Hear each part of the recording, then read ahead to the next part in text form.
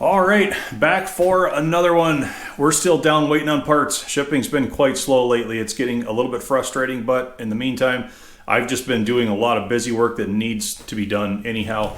I'll give you a quick rundown on everything that's happened so far. A lot of hardware prepped and ready right back here. That is in preparation of assembling all of these sub-assemblies to one another to make one rolling unit. So we've got bell housing bolts, final drive bolts. We got the caps for the track frames. We got the caps for the pivot shaft, nuts and washers for those. And speaking of turning this into a rolling unit, it was also time to give the mainspring a once over. Of course, this is the spring that goes underneath the engine right there and bridges between both of the track frames. This was all in pretty good condition yet, being that this was a drawbar tractor most of its life. I think all of its life, actually. All this stuff fares a lot better than if it would have had a dozer blade or even a winch on the back, because I don't know if you all watch Pacific Northwest Hillbillies channel, Matt with his sidekick Charlie working on his D4. Quick shout out to those guys. He was just, I think in his last episode, doing some repairs to his track frames in like the spring perch area. You know, of course, dozer blades, you know, just lead to a lot more wear and tear in that whole department. And then winches on the back with that extra weight on the back end gets the front end pitching up and down a lot more. And it all just translates to more wear in this area right here. So we didn't have to do much with this at all here. Mainspring was good. No broken leaves, no cracks. Smaller equalizer spring down below was also good. For the most part, the links and pins were all right. The links were in real good shape. The pins, however, you can expect to see some wear on those. 4 of the 6 had enough wear where, okay, you can see where we're cut in right there pretty good on each end. 4 of the 6 had enough wear that they need to be replaced. So that's not really, you know, unusual to see. What I do for the D2s, I start with a grade 5 1/2-inch hardware store bolt and cut the heads down so that they are round on the lathe, trim everything to length, drill the holes for the cotter pins, and then we'll spray some distressed camouflage on them so that they blend in with everything else. And right there we've got 4 new pins. The assembly here is pretty straightforward as well. So with the mainspring upside down, we have the equalizer spring. You can see that peg in between the 2 clamps. It aligns into that seat right there. It can pivot too as the track frames oscillate. That is going to need to have some movement like that. Flipped back, right side up again. Links and pins assemble actually pretty easily. So we'll take a new pin, because the pins on the bottom and the pins on the top are the ones that typically wear the most. The ones that are between the springs aren't normally under tension, so they fare a lot better. I like to put just a little coating of grease on all the pins as well. Start with the bottom one. Of course, they just cotter pin in place.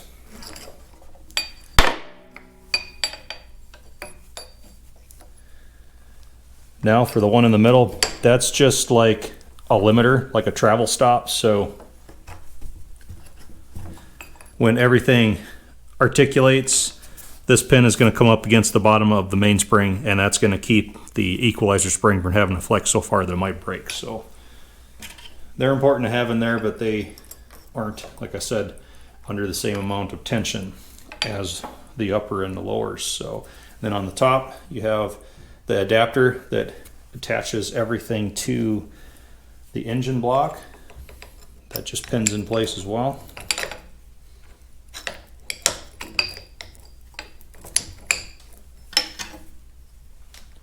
Cotter pin in the far side. We'll fold all 3 of those over. That's all there is for assembly. Okay, with the spring finished, I'm going to move on to the fuel tank. I've decided that when I do the initial run of the diesel engine, I'm just going to use this to supply the fuel to it. I'll run like a rubber hose off of it temporarily to that transfer pump to feed the diesel engine. I needed to go and get this flushed out anyway, make sure we didn't have rust inside. And this is another piece that, you know, makes it apparent 1113 never had a dozer blade on, because they've never backed into anything with it. It's just nice back here. Usually they're all caved in. But so this really, like I said, wasn't too bad. I've tried a few times to get a flashlight down in there and get it to show up with the GoPro. I can't do it, but trust me, the inside of this tank is actually really, really nice. I just flushed the old diesel out and introduced some new and then flushed that again.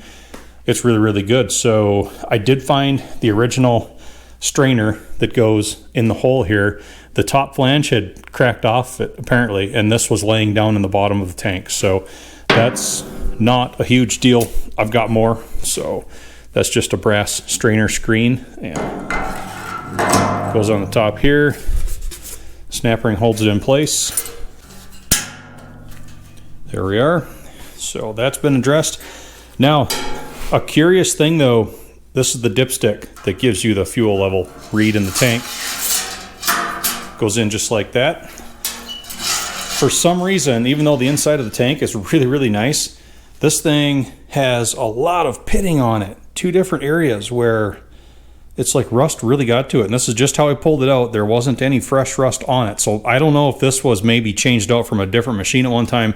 Not sure, but you can see some of the old indicators on there. There's a 3 for 3 gallons, then there's a 6, and it starts getting rusty. There should be a 9 somewhere about where my thumb is, and then there's going to be a 12 about here. There you can see 15, and then this other rusty spot, there'd be an 18 up around here, and then way at the top, you can barely see it anymore, 20 right there. So when these are full, they are a 20-gallon fuel tank. I've remade these before. I know where all the marks need to be, and you can see I pulled the one out of the Iron Mistress, and this is also a good indicator of where to stamp the new marks. It's a pretty straightforward deal. You just put a little 90 on top of a flat piece of steel. McMaster's got a few of those on the way. So we'll be making a new dipstick for this when that shows up. The last thing we can address is the fuel tank cap, because we need to make sure that vent is open in there. You can take these all apart. Kind of neat how they're put together. Let's get into that real quick. So first order of business, this has the old leather seal at the top yet, and it looks like it's in pretty good shape. So I'd kind of like to reuse it if I can get it out of there. Yeah. Nothing wrong with that at all. Usually they're rubber. So this is a stud that goes down the center at 9/16 wrench. Fits the nut. Usually they just come, oh yeah, this one wasn't even tight. Come right apart.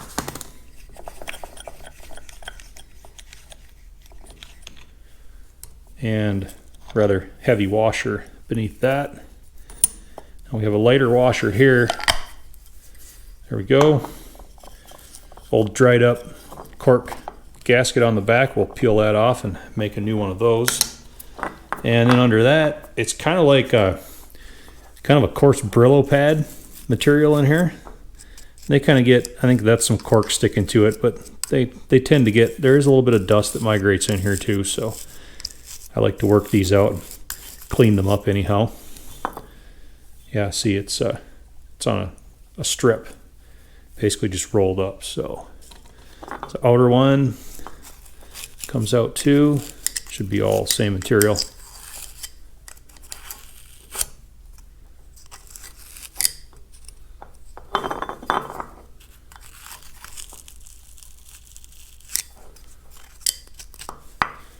It's really stuck in over here, but you see it's closer to that hole that feeds out to the atmosphere. So this gets a lot dirtier over on this side. I want to be careful so as to not completely rip it all apart. Oh, somebody's texting me. What's that all about? Okay, I think I've got it on the way now. Yeah, there we are. So you see how dirty that is around there? It's just completely caked up on top. That's, yeah, look at all that stuff. Like getting all that out of there. That's because, yeah, it's closest to that hole right there. And if they plug up and then they fill the vent, it's usually because it's really dirty right back there. But you can kind of see how it's constructed now. So the stud has this little hole that's drilled down it, and then it feeds the opening right down here beneath it. And then the fuel vapor has to swirl around that inner layer of, we'll just call it filling.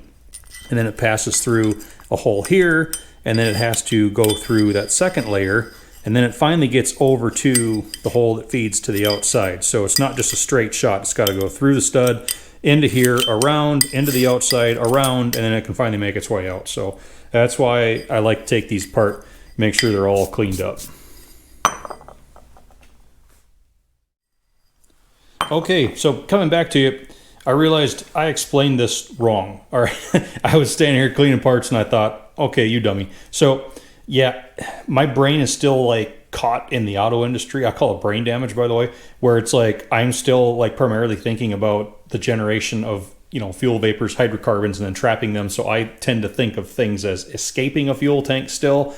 Whereas this doesn't have evaporative emissions. Of course, it was built in 1938, and as you're burning your fuel level down in the tank, it needs to be replaced by air, so air is actually coming in this part right here. That's why it's so dirty right here. So this is basically kind of an air filter slash fuel cap. So that's why everything gets so dirty around the hole. I'm remembering all this now again, so we've been down this road before, but then it has to go through here, and then through there, and then into here, and then air finally finds its way into the tank. So yeah, my monkey brain.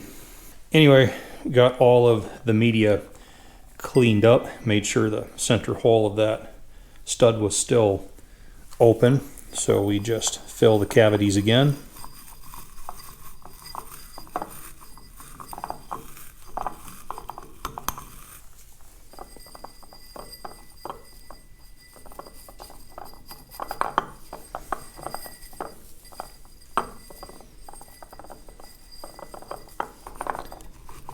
Okay, we're all back there. New cork gasket goes in with the thin metal plate, and then the thick metal plate, and then the nut.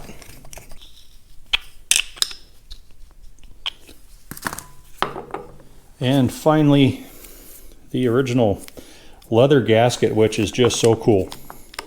Never had one of these that still had the leather in it before.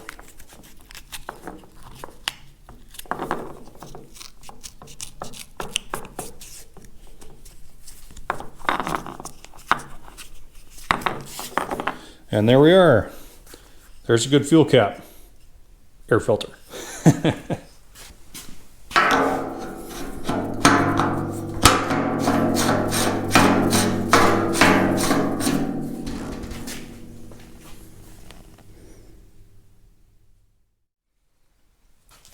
Moving on now, CAT factory fuel shutoff valves. There's two of these on each tank, one in line with the fuel line that goes up to the engine, the other one just sticks right off the bottom for draining. So it's a quarter turn valve. They're supposed to have these handles on the top. Those are rarely ever in place anymore, but this cotter pin goes through that square drive head, holds it on. That just comes off. And to take this apart, this round cap comes off. That's threaded on. This is an early one, so there's no flats on it. It's just round all the way around. The later ones are a large hex because they found that that was much more serviceable. So we can resort to a vice grip or a pipe wrench, but I'm going to try, if I can put it on here right, I'm going to try this this rubber strap wrench first. Just see if we can get something. Oh yeah, that one actually wasn't too bad. Not bad at all. So I've really had to fight some of these. They are a rather fine thread. And there's a packing beneath this cap. Okay, just a stepped shoulder in there. And there should be a flat washer. Yep, we've got a flat washer that goes just under the cap. Helps to keep it from tearing up the packing. And the rest of this should be a rope style. Oh yeah, yep. We'll unwind all that. We're going to replace all that anyhow. Now we'll see if we can get the tapered seat out of there. Yep, there we are. That's all it is. Just a lapped in brass on brass or bronze on bronze surface here. Seat to body. So That's all it takes to disassemble one of these. A little bit of old diesel in there. We'll clean it all up. All right, everything looks good on the inside. And yeah, we're not going to touch that at all. We're just going to make sure it's clean, call it good. This valve wasn't leaking anyhow, so I'm not going to mess with it. Even more so, I've never had any luck at all lapping like petcocks together and getting them to improve whatsoever. It always, every time it goes from, hey, this drips a little bit, I try to lap it in, and then it's an all-out leak. we just don't do that anymore. So seat also looked good, so drop that in to the body, and we can put some new packing in there. That was the old stuff, and got some brand new right here. I'm not sure how old it is, but it's probably old because it came in a box. It's got metal corners. Andrews Style 380 twisted valve stem packing from the Andrews Asbestos and Rubber Company, Skokie, Illinois. You had me at asbestos. Stuff always works best.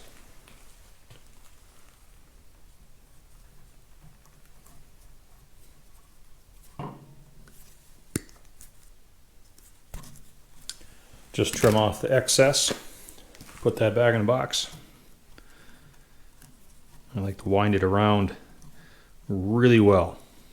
Start off with a good layer of packing in there. This will compress quite a bit as well over time.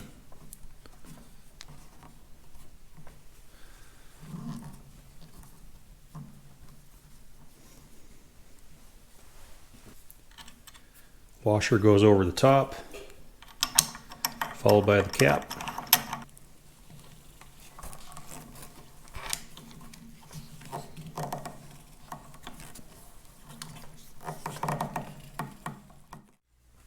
I actually ran the cap down tight and then backed it off a few different times. That just helps to form that packing in, compresses it, gives you a better seal that way. So we can put the handle on now. I want to show you all, maybe you can see it, there's a scribe line in the top of that square drive. That indicates direction of flow of the shutoff. So the line is with the valve right now. That means it's open. If it was crossways to it, that means it would be closed. And I always put the handles on the same way so that at a glance, if it's with the valve, it's open.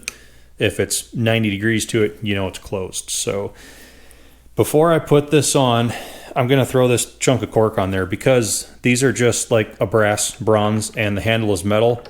That vibration, you know, steady like that is really going to wear that square drive. So I throw just a piece of thin cork back there just for a vibration dampener. It just tightens the fit of that lever on there, of that handle, so that when you put the cotter pin in right up here, it can't just sit there and rattle all the time. So it doesn't do anything for sealing. It's just to make the fit a little bit better.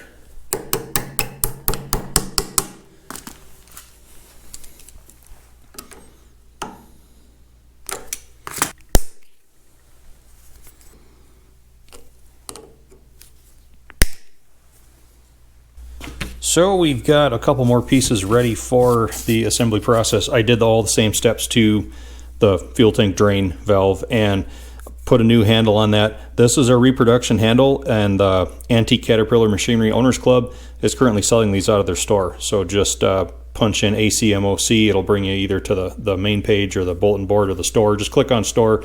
I think they're $20 if I remember right.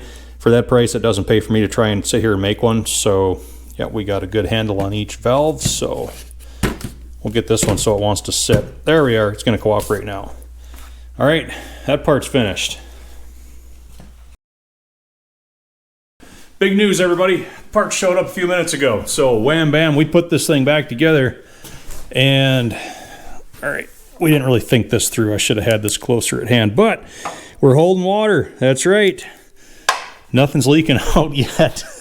So yeah, I'm going to leave this sit just like it is tonight. We're going to come out tomorrow morning and take a look at it, make sure there aren't any puddles on the floor, and then we'll have a good look inside the crankcase in there and make sure nothing looks like it's dripping, leaking, what have you in that. And if it's still dry, then we put all those pieces back on that we had to take off last time and then start dumping oil in. So feels like we're making progress. I better just stop it right here because otherwise I'm going to be pressing my luck. Thanks again, everybody. Tune in next time.